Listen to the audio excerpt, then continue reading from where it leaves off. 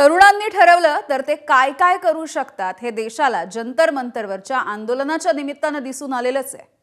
Social मीडियावरती स्थापन झालेल्या तरुणांच्या एका पक्षानं थेट सरकारला आव्हान दिलं आणि यामध्ये विजय सुद्धा मिळवला। आधी त्यांच्याकडे कितीही दुर्लक्ष झालं तरी अखेर सरकारला या सगळ्याची दखल घ्यावी लागली आणि त्यांच्या सगळ्या मागण्या मान्य कराव्या लागल्या। गेल्या 12 वर्षांमध्ये मोदी सरकारमध्ये जे घडलं नाही ते या जेनझीच्या आंदोलनानं करून दाखवलंय। बघूया।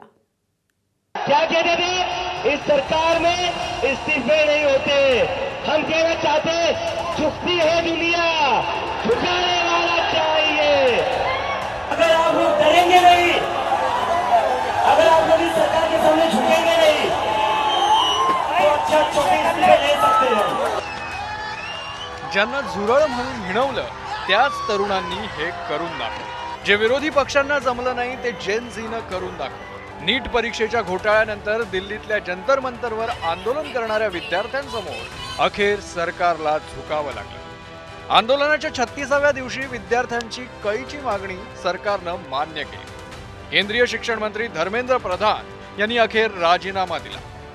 अगर आप लोग डरेंगे नहीं, अगर आप लोग इस सरकार के सामने झुकेंगे नहीं तो अच्छा छोटे इस्तीफे ले सकते हैं। तो डरना नहीं है, डरना नहीं है। डेमोक्रेसी है। अगर डेमोक्रेसी में बोलने से डर लगने लगे तो कैसी डेमोक्रेसी है? दिस इज फॉर देम। ये उन सभी बच्चों के लिए जिनकी जिंदगी धर्मेंद्र प्रधान ने लिए थी। प्रदीप मेघवाल, ऋतिक मिश्रा, सिद्धार्थ हेगड़े, भाग्यश्री, अंशिका पांडे, उमेश माली, रेणु मीना, रिया कुमारी थापा, शिवानी यादव, अनु गिरना, काहन पटेल, आकांक्षा चतुर्वेदी, रीमा बेगम, मैथिली अशोक सोनवणे, अवंतिका मौर्य, जतिन कुमार, गोपिका, शेख सना, वेत्रियानंदम, ये वो बच्चे हैं जिनको आज न्याय मिला है। मोदी सरकारच्या गेल्या 12 वर्षाच्या काळात शेतकऱ्यांसह अनेक आंदोलनं झाली। रस्त्यापासून संसदेपर्यंत विरोधकांनी आवाज उठवला। पण एखाद्या आंदोलनामुळे एखाद्या मंत्र्याचा राजीनामा घेतला जाण्याच्या मोदी सरकारमधला हा पहिलाच प्रसंग आहे। मोदी सरकारमध्ये राजीनामे होत नाहीत हे वाक्य जेन झीनं खोटं करून दाखवलं। We have bloody Senate. क्या कहते थे ये? क्या कहते थे? इस सरकार में इस्तीफे नहीं होते। क्या कहते थे? इस सरकार में इस्तीफे नहीं होते। हम कहना चाहते झुकती है दुनिया, झुकाने वाला चाहिए। आंदोलक आणि सरकार यांच्या शुक्रवारच्या बैठकीत प्रधानांचा राजीनामा वगळता इतर मागण्यांवर सरकारनं सकारात्मकता दाखवली। पण आजच्या बैठकीच्या आधीच प्रधानांच्या राजीनाम्याची घोषणा झाली आणि बैठकीत विद्यार्थ्यांच्या इतर मागण्याही सरकारनं मान्य केल्या। कोई भी एक्शन FIR न हो और अगर है तो वो विड्रॉ हो, वो चाहे दिल्ली पुलिस के द्वारा हुआ हो, चाहे वो बीजेपी रूल स्टेट्स में कहीं हुआ हो। उसी तरीके से फ्यूचर में भी जो ऑर्गेनाइजर्स हैं और प्रोटेस्टर्स हैं उनका इस एक्टिविटी के लिए कोई भी उन पर आगे केस नहीं होगा। इस बात को हम लोगों ने माना है। सरकार, प्रधानमंत्री मोदी जी अत्यंत सहानुभूति के साथ हम सब लोगों ने कहा है कि honourable compensation according to the rules and regulations whatever maximum will be possible that will be given to them. हम एजुकेशन के एग्जामिनेशन के रिफॉर्म्स के लिए जो आपका चार्टर है उस पर हम गहन चिंतन भी करेंगे और आपके डेलीगेशन के साथ बातचीत करके जो कुछ भी हम डेलिब्रेट कर सकेंगे वो हम करने का प्रयास करेंगे।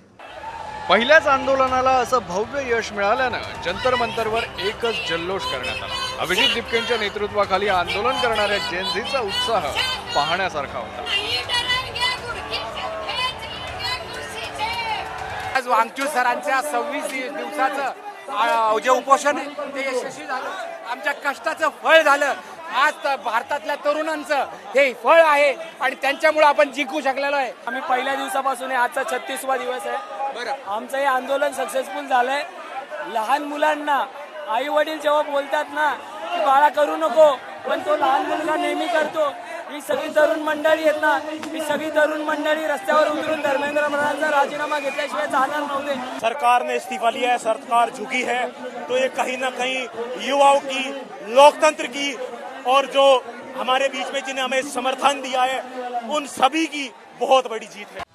सर्वच मागण्या मान्य झाल्यानंतर जंतर मंतरवरचं 36 दिवसांचं आंदोलन मागे घेण्यात आलं. पहिलीच लढाई जिंकली असली तरी लढा अजून संपलेला नाहीये असं या विद्यार्थ्यांना वाटतंय. हमारा ताकत है, ये हमारा यूनिटी ताकत है. हिंदू मुस्लिम राजनीति छोड़ दीजिए. आपको चेतावनी है, एक लोगों का, एक इंसान का यहाँ पे इस्तीफा हुआ है. अगर आपने अपनी गंदी राजनीति नहीं छोड़ी, जवाबदेही और ट्रांसपेरेंसी में नहीं लाया, तो हम लोग किसी का रेजिग्नेशन नहीं छोड़ेंगे. तो बहुत बड़ी जीत है. संविधान जीता है, युवा जीते हैं, ये देश जीता है. जिन लोगों ने इस देश में लोकतंत्र खत्म कर दिया था, लोकतंत्र में सवाल पूछने को गुनाह मान लिया था, आज उन लोगों से हमने अपना देश वापस ले लिया है. अभी सिर्फ शुरुआत हुई है. हम अपनी पूरी देश की शिक्षा व्यवस्था को बदलेंगे. हमें बहुत खुशी है. आज वो 21 परिवार जिन्होंने अपनों को खो दिया, आज हम उन्हें याद कर रहे हैं. ये सिर्फ शुरुआत है और आगे बहुत लड़ाई लड़नी बाकी है.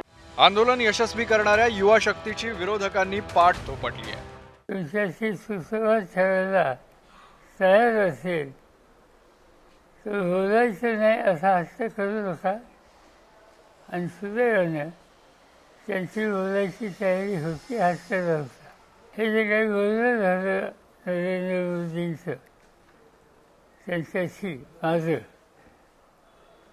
त्याचा परिणाम मला दिसला. प्रधानांचा राजीनामा ही सुरुवात असल्याचा आशेचा किरण विरोधकांना दिसतोय. all across the country for the rights of students, for the reform of our education system. So now, I think this is the beginning, but I'm really, really happy. I got a little bit emotional when I heard this news, because many times in these last 10 or 12 years, I've thought to myself, when are our young people going to wake up? Look what is being done to our country. हमारे देश के युवाओं को, Gen Z को बहुत बधाई. बहुत खुशी की बात है, आप लोगों का संघर्ष रंग लाया. धर्मेंद्र प्रधान को अल्टीमेटली इस्तीफा देना पड़ा. ये पूरी डेमोक्रेसी की बहुत बड़ी जीत है. हमारे देश में लोगों का जनतंत्र से भरोसा ही उठ गया था. हर चीज के लिए हम सरकार को हाथ जोड़ते रहते थे, पैर पकड़ते. सरकारें कभी सुनती नहीं थी. जे विरोधी पक्षांना जमलं नाही ते जेन झीनं करून दाखवलं. विद्यार्थ्यांच्या लढ्याला राजकीय यश मिळाल्याची उदाहरणं तशी जगभरात कमी आहे आणि देशाचं भविष्य असलेल्या जेन झीची दखल घेणं सरकारला भाग पडलं हे या आंदोलनाचं मोठं यश. सोमेश कोलगेसह वेदांत नेम, ABP माझा, नवी दिल्ली.